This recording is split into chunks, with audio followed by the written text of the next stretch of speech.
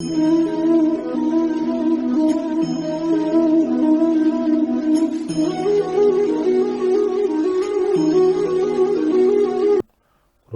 பிரம்மா குருர் விஷ்ணு குருதேவோ மகேஸ்வர குரு சாட்சாத் பரத் பிரம்ம தஸ்மை ஸ்ரீ குரவே நமக.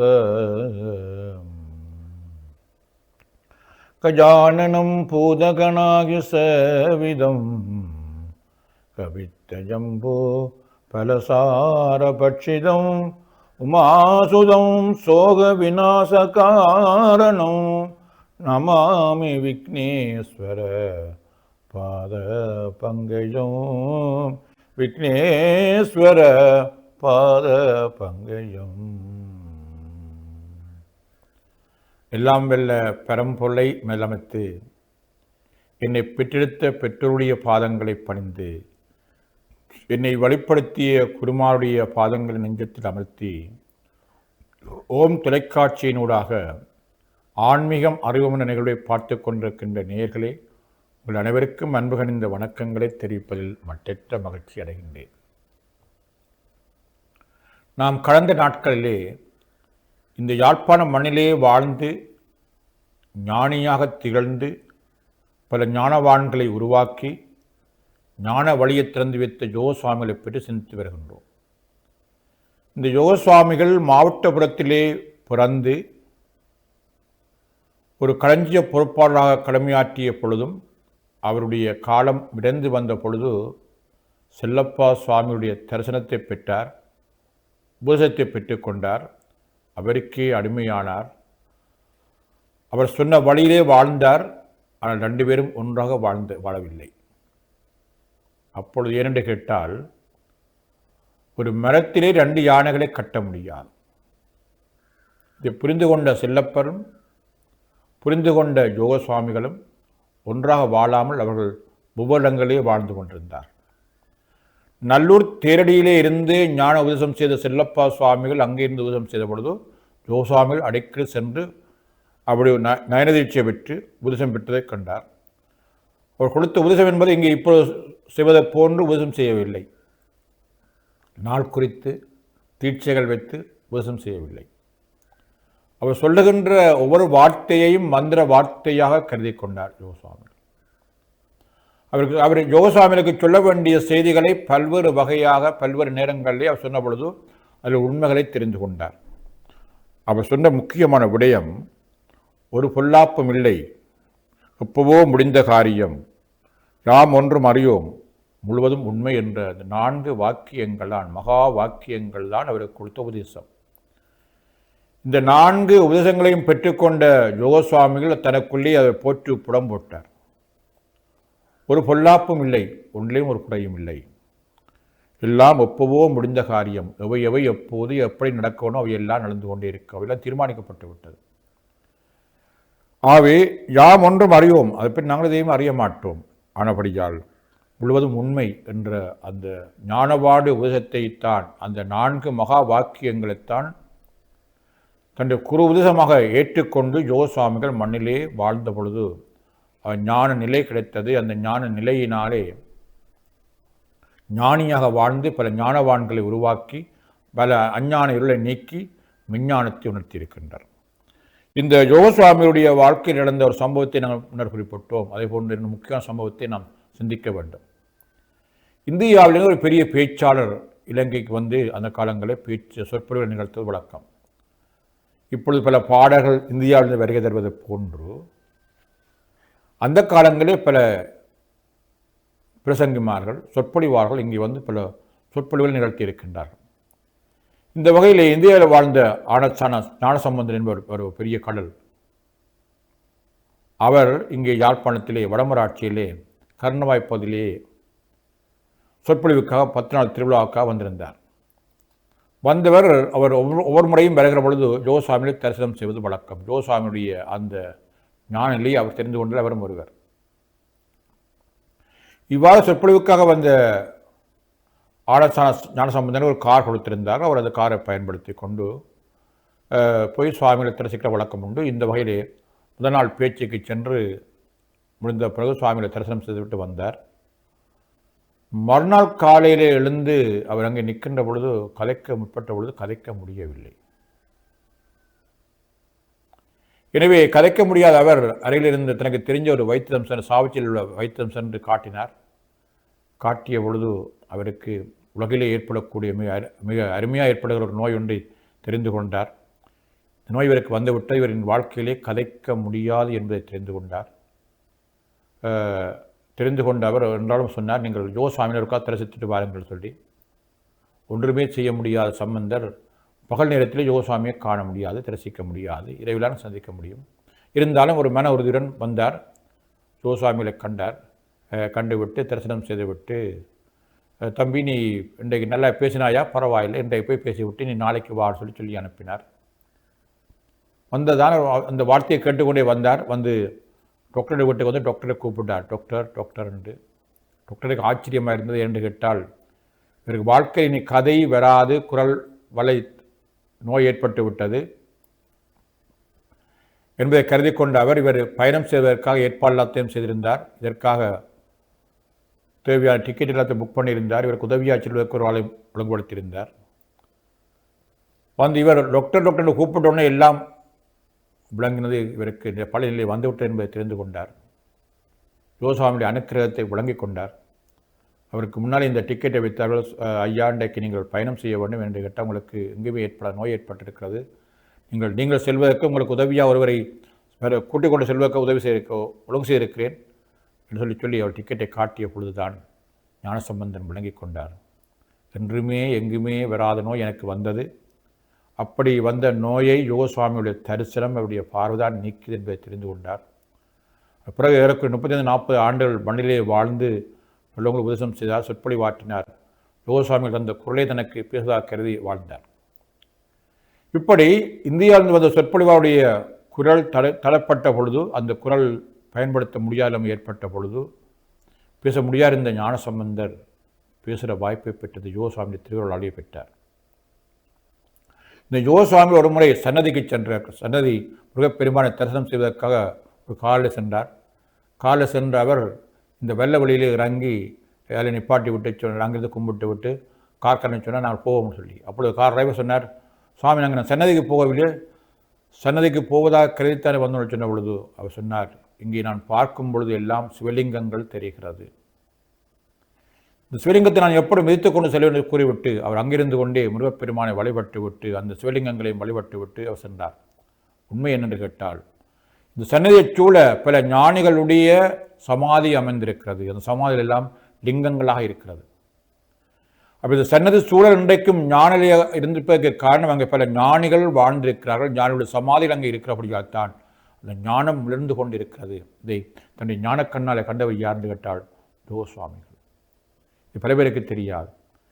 இன்றைக்கும் அந்த சன்னதி சூழலிலே இன்றைக்கு ஞானம் விழுந்து கொண்டிருப்பதற்கான காரணம் இந்த ஞானவான்கள் பல ஞானிகள் அந்த பண்ணிலே வாழ்ந்திருக்கிறார்கள். அப்படி சமாதி இல்லாமல் அங்கே அமைந்திருக்கிறது என்பதை நாம் யோகசுவாமிகள் மூலமாக தெரிந்து கொண்டோம்.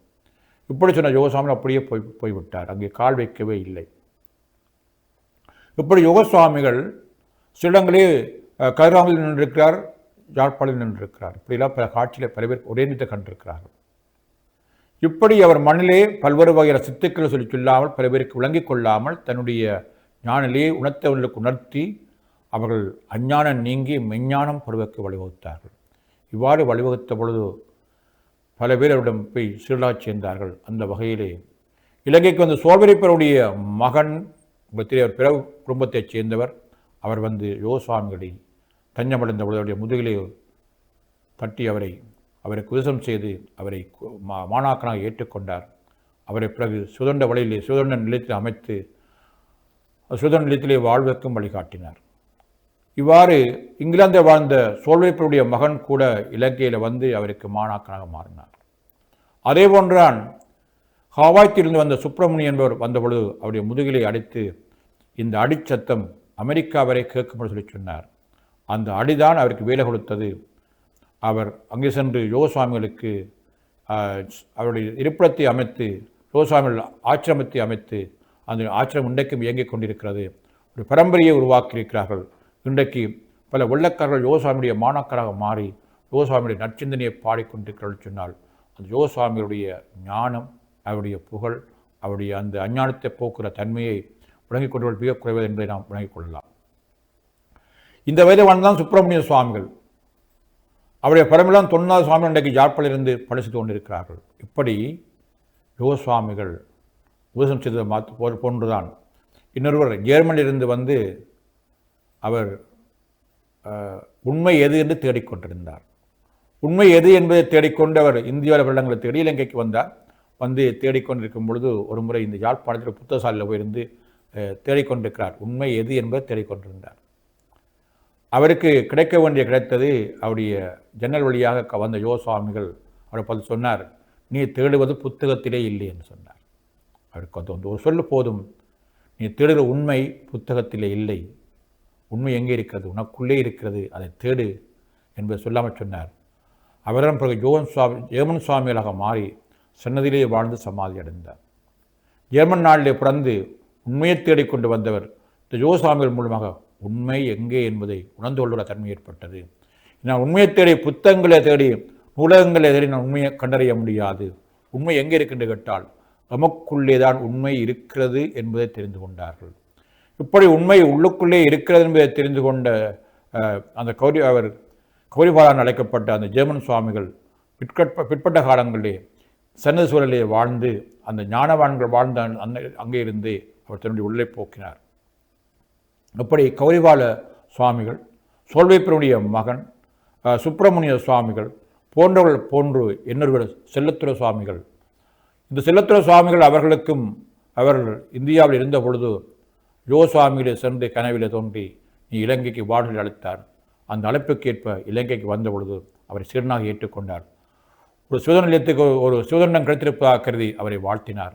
அந்த செல்லத்துறை சுவாமிகள் தான் அவருடைய மாணாக்கராக இருந்து இந்த யோகசுவாமிகள் ஆரம்பிக்கப்பட்ட சிவதன நிலையத்தை நடத்தி வந்து அவர் பிறகு சமாதி அடைந்து விட்டார். இப்படி யாழ்ப்பாணத்திலே வாழ்ந்த யோகசுவாமிகள் செல்லப்பா சுவாமிகளுடைய வழியிலே வந்து அவர் போதித்த அந்த போதனைகளை இந்த உலகில் வாழ்கிற மக்களுக்கெல்லாம் வழங்க வேண்டும் என்பதற்காக நற்சிந்தனையாக பாடியிருக்கிறார். இந்த நற்சிந்தனை பாடலெல்லாம் ஆகமத்தில் சொல்லப்படுற செய்திகள் எல்லாவற்றையும், மக்களுக்கு சொல்ல வேண்டிய செய்திகள் எல்லாவற்றையும், அஞ்ஞானத்தை போக்குகிற செய்திகள் எல்லாவற்றையும், குருவர்களால் பெறப்பட்ட செய்திகள் எல்லாவற்றையும் மக்களெல்லாம் நற்சிந்தனையாக தந்திருக்கிறார். இந்த நற்சிந்தனையிலே அவர் குருவை புகழ்ந்து பாடிய செய்தி இன்றைக்கு நாங்கள் குருவை வாழ்த்துவதற்கு ஏதுவாக அமைந்திருக்கிறது. அவர் குருவை போற்றி பாடிய பாடல் மிக முக்கியமானது. என்னை எனக்கு அறிவித்தான் எங்கள் குருநாதன், இணையடியன் தலை வைத்தான் எங்கள் குருநாதன், அன்னை பிதா குருவானான் எங்கள் குருநாதன், அவனையெல்லாம் ஆள வைத்தான் எங்கள் குருநாதன், உன்னை வினை நீக்கிவிட்டான் எங்கள் குருநாதன், அன்னை பிதா குருவானான் எங்கள் குருநாதன், அவனையெல்லாம் ஆள வைத்தான் எங்கள் குருநாதன், முன்னவினை நீக்கிவிட்டான் எங்கள் குருநாதன், மூவருக்கும் அறியவுண்ணான் எங்கள் குருநாதன், நன்மதிமை அறியாதான் எங்கள் குருநாதன், நான் தானாய் விளங்குகின்றான் எங்கள் குருநாதன், எங்கள் குருநாதன்,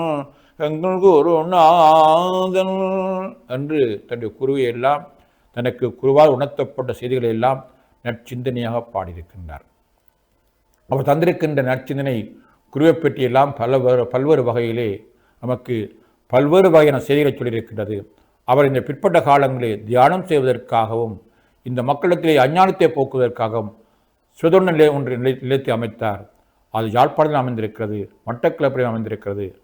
அந்த சிவதொண்ட நிலையம் மூலமாக மக்களுக்கெல்லாம் இருளை போக்குகின்ற சிவதொண்ட என்ற பத்திரிகை ஆரம்பித்து வைத்தார். அந்த பத்திரிகை இன்றைக்கும் விழப்பட்டு கொண்டிருக்கிறது. இவ்வாறு யோகசுவாமிகள் இந்த யாழ்ப்பாண மண்ணிலேயே வாழ்ந்து கொண்டிருக்கின்ற பொழுது செல்லப்பா சுவாமியுடைய உபதேசத்தை பெற்று அவருடைய ஞான அருளை பெற்று வாழும் பொழுது அந்த ஞானத்தினாலே பல்வேறு விடயங்களை தெரிந்து கொண்டார். நீயும் நானும் வேறு இல்லை என்பது செல்லப்பா சுவாமிகள் பல இடங்களிலே அவரை குடத்தி இருக்கின்றார். ஒரு முறை இந்த செல்லப்பா சுவாமிகள் வந்த பொழுது அதை கண்ட யோகசுவாமிகள் எழுந்த பொழுது அப்பொழுது கேட்டார், நீ வேறு நான் வேறு என்று ஏன் பார்க்கிறாய், நீ நானும் ஒன்றுதான் என்று சொன்னார். அதே போன்றுதான் செல்லப்பா சுவாமிகள் இறுதி காலத்திற்கு முன்னதாக கொஞ்சம் நோய்வாய்ப்பட்டிருந்த பொழுது அவரை பார்ப்பதற்காக யோகசுவாமிகள் செல்லுகிறார். அப்பொழுது சென்ற பொழுது அவரை பார்க்க சென்ற யோகசுவாமிகளை நில்லடா வெளியிலே பாரடா உன்னுள்ளே என்று சொல்லி சொன்னார். வெளியிலே என்று சொல்லி அதாவது உள்ளே வருவதற்கு நீயும் நானும் ஒன்றுதான், ஆன்மா ஒன்றுதான் என்று உணர்த்தினார். நீ வேறு நான் வேறு அல்ல என்பதை உணர்த்தினார்.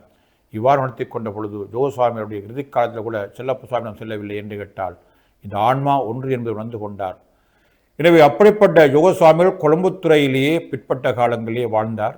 இலிப்பமடி இடத்திலே வாழ்ந்தார். அதற்கு காரணம் இந்த செல்லப்பா சுவாமிகளுக்கு ஒருமுறை நன்னீர் என்ற ஒருவர் இந்த அவர் அங்கே திரிந்த பொழுது அவரை பிடித்து அங்கே அவரை கட்டி போட்டு அவருக்கு அபிஷேகம் செய்வித்தார். அந்த அபிஷேகம் செய்த இடத்திலே தான் பிற்பட்ட காலங்களில் யோகசுவாமிகள் இருந்து தன்னுடைய சமாதி ஏற்படுத்தினார். எனவே ஏதோ வயதில் தொடர்பு இருக்கிறது. அப்போ செல்லப்பா சுவாமிகளுக்கு ஒரு முறை அவரை விசனாக கருதி கொண்டு ஊரே வாழ்ந்த பொழுது அவருக்கு அபிஷேகம் செய்விக்க வேண்டும், அவருக்கு நல்ல ஆடை உடுப்பிக்க வேண்டும் விரும்பிய அவருடைய நன்னியர் என்ற அவருடைய மாணாக்கர் அவரை பிடித்து கட்டி போட்டு நல்ல அபிஷேகம் செய்து நல்ல தேய்த்து அவருக்கு இந்த அழுக்கையெல்லாம் போக்கி உடையெல்லாவற்றையும் கொடுத்த அந்த இடத்திலே தான் பிறகு யோகசுவாமிகள் பிற்பட்ட காலங்கள் அமர்ந்திருந்தார். பாருங்கள், உலகத்திலே எவை எப்போது எப்படி நடக்க வேண்டுமோ அவையெல்லாம் அப்பொழுது அப்படியே நடைபெறும். அந்த வகையிலே தான் இந்த யோகசுவாமிகளுடைய குருக்கு அபிஷேகம் செய்த இடத்திலே தான் அவரை கட்டிய இடத்திலே தான் இந்த யோகசுவாமி பிற்பட்ட காலநிலை கட்டப்பட்டார். அந்த இடத்தில் இருந்த பொழுது பலவேரிடம் சென்று உபதேசம் பெற்றார்கள். இந்த யோகசுவாமிகள் தன்னை பெறுகின்ற அடியவளுக்கு சொன்ன விடயம், நீங்கள் சுவரணத்தை படியுங்கள், சிவனை பாடுங்கள் என்று சொல்லி பார்ப்பதெல்லாம் சிவம் ஆகவே கண்டு பதைப்பற்றிரு நெஞ்சமே என்று பாடினார். பார்ப்பதெல்லாம் சிவம், எனவே பார்க்கும் இடமெல்லாம் இறைவனையே காணுங்கள். பார்ப்பதெல்லாம் சிவம் ஆகவே கண்டு பதைப்பற்றிரு நெஞ்சமே. எனவே நெஞ்சத்தை சொல்லுகிறார், பதைப்பற்றி என்னது பார்க்க வேண்டும், எல்லாவற்றிலும் இறைவனை காண், பார்ப்பதெல்லாம் சிவம் என்று சொல்லி சொன்ன அவர் இந்த மன்னனுடைய கூத்தாடுதை பார்த்து, கூத்தாடுதே மன்னம் என்ன கொடுமை, கும்பிட்டேன் குருநாதா உன்னடிமை, கூத்தாடுதே மனம் என்ன கொடுமை, கும்பிட்டேன் குருநாதா உன்னடிமை என்று தன்னுடைய மனம் கூத்தாடுவதை பாடியிருக்கிறார். இந்த உலகிலே வாழ்கிற மக்கள் எல்லாம் இறைநிலையை அடைவதற்கு தடையாக இருப்பது அவருடைய மனம். எனவே இந்த மனம்தான் நம்முடைய வாழ்க்கையிலே இறைவனை அடைய விடாமல் தடுக்கிறது. இந்த மனம் கூத்தாடிக்கொண்டு இருப்பதனாலே தான் நாம் இறைவனை அடைய முடியவில்லை. எனவே இந்த இறைவனை நாம் அடைய வேண்டுமா இருந்தால் மனதை அடக்க வேண்டும். இந்த மனதை அடக்கி நாம் இறைவன் பால் நம்முடைய மனதை வலைப்படுத்தும் பொழுது இறைநிலையை அடையலாம். எனவே எங்கும் இறைவனை கண்டு பார்ப்பதெல்லாம் சிவம் ஆகவே கண்டு பதைப்பற்றிரு நெஞ்சமே. பதைப்பில்லாமல் பற்றில்லாமல் எங்கும் சிவமாக கண்டு வாழ்கிற வாழ்க்கை முறைதான் உயர்ந்த வாழ்க்கை என்பதை யோகசுவாமிகள் தன்னுடைய நற்சிந்தனை பாடல் மூலமாக நமக்கு தந்திருக்கின்றார். இந்த நற்சிந்தனை பாடலிலே தான் குருவிடமிருந்து பெற்றுக்கொண்ட உபதேசத்தையும், குரு எனக்கு எப்படி உபதேசம் செய்தார் என்பதையும், குரு என்னத்தை உபதேசம் செய்தார் என்பதையும் தந்திருக்கின்றார். எனவே எந்த விதமான கட்டிடங்களுமோ எந்த விதமான இருப்பிடங்களுமோ அமைத்து கொண்டு வாழாமல் அவர் சொல்லுகிற அந்த வார்த்தைகள் ஒவ்வொன்றையும் மந்திரமாக கருதி கொண்டு வேத கருத்துக்கள் உள்ளடக்கி இருப்பதை தெரிந்து கொண்டு அந்த வேத கருத்துக்களை எல்லாம் மந்திர கருத்துக்களை எல்லாம் உள்வாங்கி யோகசுவாமிகள் இந்த உலகில் வாழ்கிற மக்கள், தொடர்ந்து வருகிற மக்கள் நல்லபடி வாழ வேண்டும் என்பதற்காக நற்சிந்தனைகளாக வழங்கியிருக்கிறார்கள். நற்சிந்தனை என்று பல சிந்தனைகள் இருந்தாலும் யோகசுவாமியுடைய பாடலுக்கு மாத்திரமே நற்சிந்தனை என்ற பெயர் இருக்கிறது. எனவே நம் வாழ்க்கையிலே மனதை மேம்படுத்த வேண்டுமா இருந்தால் எங்களுடைய மனதிலே நற்சிந்தனைகள் ஏற்பட வேண்டும். எனவே நாங்கள் நற்சிந்தனைக்காக வேறு எங்கேயும் ஓடித்திர தேவையில்லை. அந்த யோகசுவாமிகளுடைய நற்சிந்தனை பாடலை பாட பாட மனம் பண்படும், வாழ்க்கை உயர்வுபடும். நாம் வாழ்க்கையை உயர்வுபடுத்துவதற்கு அந்த யோகசுவாமியுடைய நற்சிந்தனை பாடல்களை நாம் வீடுகளை வைத்து பாடுகிற பொழுது, படிக்கிற பொழுது நம்முடைய வாழ்க்கையெல்லாம் மேம்படும். இன்றைக்கு நற்சிந்தனை பாடலை இடத்திலே பாட அளவு குறைவாக காணப்பட்டாலும் இந்தியாவிலும் அமெரிக்காவிலும் பல்வேறு நாடுகளும் அந்த நற்சிந்தனையை பாடுகிறார்கள். இந்த யோகசுவாமிகளுடைய அந்த சிந்தனை நற்சிந்தனையானது தான் குலம் பெற்ற உதத்தை உலகிலே வாழ்கிற மக்களுக்கெல்லாம் கொடுத்து உலகிலே வாழ்கிற மக்களெல்லாம் அஞ்ஞான இருள் நீக்கி வாழ வேண்டும் என்பதற்காக தந்திருக்கின்றார். யாழ் மண்ணிலே வாழ்ந்த அந்த ஞானமாவுடைய ஞான சிருஷ்டி ஞானத்தினுடைய தன்மையை விளங்கிக் கொண்டு காட்டிய வழியை வாழ வேண்டிய பொறுப்பு நம்ம எல்லோரையும் சார்ந்திருக்கின்றது. இந்த நூற்றாண்டில் வாழ்ந்த யோக சுவாமிகளுடைய சமாதி, அவருடைய சமாதி என்பது சமாதியை வச்சு கட்டவில்லை. அவர் 1964ஆம் ஆண்டு ஆயுள் நட்சத்திரத்திலன்று இந்த உடலை விட்டு உயிர் பிரிந்த பொழுது அவர் எரிக்கப்பட்டு அவருடைய சாம்பலை வைத்து கொழும்புத்துறையில் சமாதியாக கட்டியிருக்கின்றார். அவருடைய ஞானம் அங்கே பொதிந்திருக்கிறது. எனவே இந்த மண்ணிலே வாழ்கிற நாங்கள் அவரை தரிசிக்காவிட்டாலும் கொழும்புத்துறையில் அமைந்திருக்கிற அவருடைய அந்த சமாதி கோயிலை சென்றாவது நாம் தரிசனம் செய்து நாம் அவர் அருளை பெற வேண்டும். எனவே இந்த மண்ணிலே பிறந்து மண்ணிலே வாழ்கிற மக்கள் நல்லபடி வாழ வேண்டும் என்பதை வழிகாட்டிய ஞானவான்கள் அன்றும் வாழ்ந்தார்கள், இன்றும் வாழ்கிறார்கள், இன்றைக்கு எதிர்காலத்திலும் வாழ்வார்கள். அந்த வகையில் வாழ்ந்த யோக சுவாமிகளை சிந்தித்து நாம் நல்ல பொருளை பொருள் கோரிக்கொண்டு இன்று நிகழ்வு நிறைவு செய்வோம். நன்றி, வணக்கம்.